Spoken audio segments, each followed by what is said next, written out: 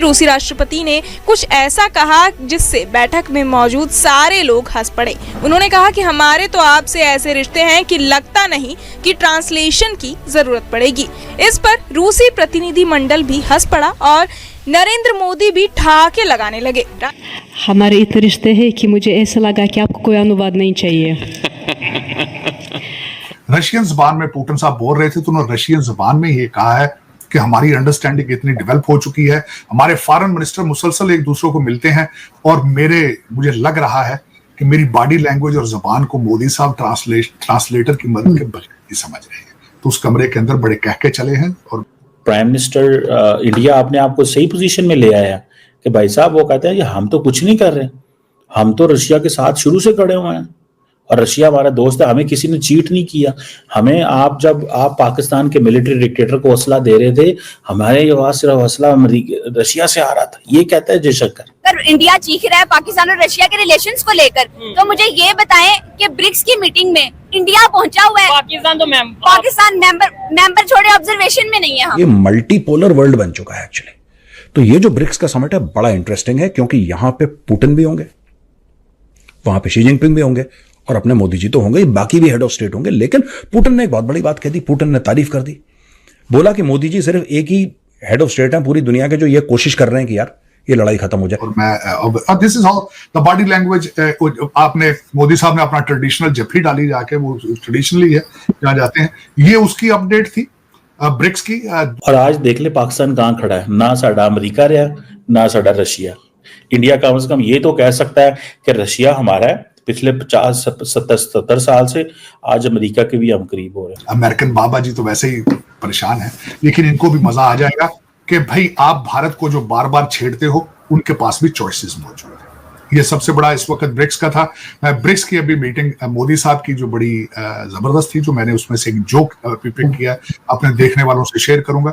Russian जबान में Putin साहब बोल रहे थे तो उन्होंने रशियन जबान में ये कहा है कि हमारी अंडरस्टैंडिंग इतनी डेवलप हो चुकी है, हमारे फॉरेन मिनिस्टर मुसलसल एक दूसरे को मिलते हैं और मुझे लग रहा है कि मेरी बॉडी लैंग्वेज और जबान को मोदी साहब ट्रांसलेटर की मदद के बगैर ही समझ रहे हैं। तो उस कमरे के अंदर बड़े कहके चले हैं और मैं this is how the body language. आपने मोदी साहब ने अपना ट्रेडिशनल जफरी डाली जाके, वो ट्रेडिशनली है जहां जाते हैं, ये उसकी अपडेट थी ब्रिक्स की। वो तो जस्ट इन चीजों को मोदी साहब को भी पता होगा रशिया का क्या वर्जन है और उनको भी पता होगा रशिया का इंडिया का क्या वर्जन है। सो ब्रिक्स को एक्सपैंड करना है या नहीं करना, मेरा ख्याल है कि अभी इंडियंस कहेंगे नहीं, ब्लॉक कर दे। इंडियंस कहेंगे ब्लॉक कर दे। अगर हमने ब्रिक्स को अंदर मेंबरशिप बढ़ा दी तो इसके रॉन्ग मीनिंग चला जाएगा। सो ब्रिक्स की मेंबरशिप ना बनाओ। ये बायलैटरल मीटिंग में मोदी साहब के एंड पुतिन के 100% डिस्कस हुआ होगा कि बायलैटरल अभी लोगों की जो है ना एंट्री ना करो। जो 5 लोग ममालिक हमने एंटर कर लिए वही बहुत अभी साइड पे खड़े रहते। ये चीज जो है वो इंडियंस को सूट करती है, रशियंस को नहीं सूट करती, क्योंकि रशियंस चाहेंगे एक्सपैंड हो। मैं बताऊं अमेरिका को कि देखो, मैं बताऊं अमेरिका को कि देखो तुम मेरे पे पाबंदियां लगा रहे हो, हम ये कर रहे हैं, ठीक है ना जी। मैं बताऊं अमेरिका को तुम क्या कर रहे हो। सो ये चीज है इस हवाले से। And I understand. तो मुझे ये चीज जो मुझे समझ आ रही है, बहरहाल अभी देखते हैं कि how things unfold, how things go और कैसे चीज़ें चलती हैं। लेकिन जो चीज़ वो जिसे कहेंगे ना कि मेरी समझ में है, या जो चीज़ मैं रीड कर रहा हूँ, मोदी साहब और पुतिन साहब जो है उनके एक्सपेंशन ऑफ ब्रिक्स पे डिफरेंट व्यू है। मोदी साहब अपने आप को प्रोजेक्ट कर रहे हैं as a major player conflict resolution के अंदर, और उन्होंने कहना है कि देखो हमने चीन के साथ भी अपने मसले हल कर लिए, ठीक है। अच्छा, बड़ा इंटरेस्टिंग टाइम है जब इंडिया की नेबरहुड फर्स्ट पॉलिसी के अंदर चीज़ें ख़राब हो रही हैं, चाइना के साथ ठीक हो रही हैं। जब चाइना के साथ ख़राब थी तो बाकी सारी ठीक थी। मालदीव भी ठीक था, बांग्लादेश भी ठीक था, श्रीलंका भी ठीक था। अब जब वो ख़राब हो रहे हैं, चीज़ें फर्दर अनफोल्ड हुई हैं, तो यहाँ पे चीजें बेहतर होगी। लेकिन रशिया जाके उनके प्राइम मिनिस्टर ये कह रहे हैं कि हम मजीद ट्रेड बढ़ाना चाहते हैं रशिया के साथ, अपना बिजनेस, अपने रिलेशन को मजबूत करना चाहते हैं मजीद। लेकिन रशिया और पाकिस्तान में फर्क भी तो है ना। रशिया इंडिया का बड़ा करीबी दोस्त है और आज का नहीं, बड़ा पुराना दोस्त है। ये मेरी बात को समझिएगा देखने वाले, ठीक है। और पाकिस्तान की अगर बात करें, पाकिस्तान इंडिया की आपस में जरा वो मुखालफत कह लें, दुश्मनी कह लें, वो चलती है। तो इसलिए आप ये नहीं कह सकते कि इंडिया ने रशिया के लिए ये कह दिया और पाकिस्तान के लिए ये कह दिया। कसूर हमारा है। देखें, हमने उस लेवल पे हमने अपने आप को उस लेवल तक लेकर ही नहीं गए कि दूसरी कौमों की, दूसरी मुल्कों की मजबूरी बन जाए, हमारी जरूरत बन जाए कि वो हमारे साथ डिप्लोमेटिक रिलेशनशिप्स को जो है वो बहाल रख सके, या किसी हर हाल में।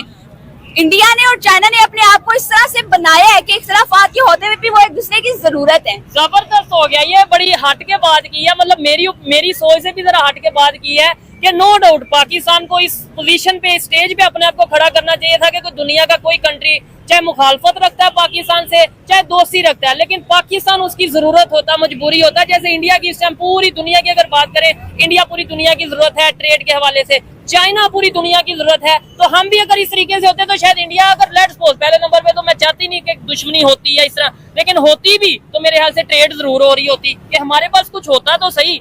अभी प्राइम मिनिस्टर इंडिया अपने आप को सही पोजीशन में ले आया कि भाई साहब वो कहते हैं कि हम तो कुछ नहीं कर रहे, हम तो रशिया के साथ शुरू से खड़े हुए हैं और रशिया हमारा दोस्त है, हमें किसी ने चीट नहीं किया। हमें जब आप पाकिस्तान के मिलिट्री डिक्टेटर को हौसला दे रहे थे, हमारे ये सिर्फ हौसला रशिया से आ रहा था, ये कहता है जयशंकर। आज वेस्ट को जब डॉक्टर जयशंकर हिस्ट्री लेसन देता है, वो कहता है अच्छा हम उस वक्त पाकिस्तान के मिलिट्री डिक्टेटरों को हौसला दे रहे थे, उस वक्त हमें ये सूट करता था। आज आपको क्या सूट करता है? आज आपको इंडिया को हौसला देना सूट करता है। तो आप फिर हमें ना कहें कि आपने अगर 4 बंदूकां, 2 राइफल, 3 पिस्तौल, एक अद्धा कोई टैंक टूंक देता है हमें, कोई शिप शुप देती है, कोई 2 ड्रोन देते हैं, तो आप कहें जी आप रशिया से पीछे हट जाए। हम नहीं होंगे। हमारा उन्होंने रशिया कभी भी इंडिया के इंटरेस्ट के खिलाफ नहीं गया। तो बात तो सही है, पूछो कैसे? वो ऐसे कि कश्मीर के मसले में इट वाज इंडिया जिसकी सपोर्ट हमेशा रशिया करता था। आपको पता है अमेरिका पाकिस्तान के साथ खड़ा होता था कश्मीर के मसले के ऊपर। कश्मीर में क्योंकि अमेरिकन को भी पता था कि रशियन ने वीटो कर देना। जब भी कोई कश्मीर के ऊपर रेजोल्यूशन आता था तो रशियंस वीटो कर देते थे। और आज देख ले पाकिस्तान कहां खड़ा है, ना साडा अमेरिका रहा, ना साडा रशिया। इंडिया कम से कम ये तो कह सकता है कि रशिया हमारा है पिछले 50-70 साल से, आज अमेरिका के भी हम करीब हो रहे हैं। और हम किसके साथ खड़े हैं? ये भाई साहब बात है, ये स्टोरी है। और ये आप समझ लें कि ये एक बहुत बड़ी एक चीज है जिसको थोड़ा सा एब्जॉर्ब करने की जरूरत है। कोई पैगाम अभी तक इनिशियली जो बायलैटरल्स में आनी है, देखिए बायलैटरल में आप देखें ना, ठीक है, प्राइम मिनिस्टर मोदी जो है वो एक एज ए डिप्लोमेट भी इमर्ज हुआ है, ठीक है। उसने डिप्लोमेसी में भी अपनी स्पेस बनाई है, ठीक है। अब ये जो चीज है कि असला हमें सिर्फ और सिर्फ रशिया देता था, तुम हमें क्या देते हो, बेसिकली वो उनके लिए मुश्किलात हैं इस वक्त जो फॉर द वेस्ट।